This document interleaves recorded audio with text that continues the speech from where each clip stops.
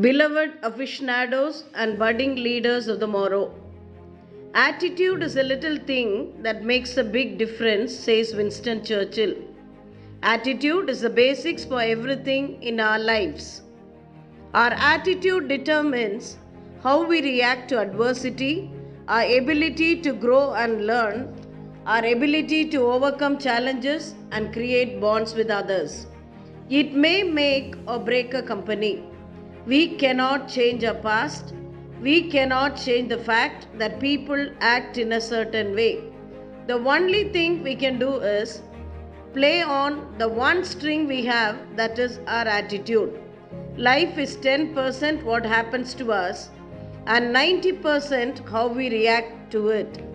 Some years ago, a man was asked to give a commencement address. After he had given a speech, he sat on the platform watching the graduates receive their college degrees.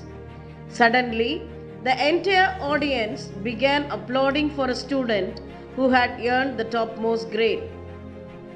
During the applause, a faculty member seated next to the speaker leaned over and said to him, "She may be Miss Genius, but her attitude stinks."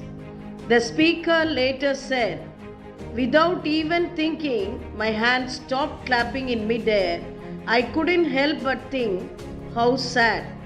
No matter how beautiful, intelligent, talented, or athletic you may be, there is no substitute for a positive, loving attitude toward others. You are the foremost architect of the attitude you project. Be cognizant of the attitudes you feed yourself every day. They are the diet of your mind, just as food is the diet of your body. Don't feed yourself with junk ideas, sour opinions, rotten theology, poison feelings, or wilted enthusiasm. Instead, feed yourself with the best and most positive ideas, emotional expressions, and thoughtful opinions you have.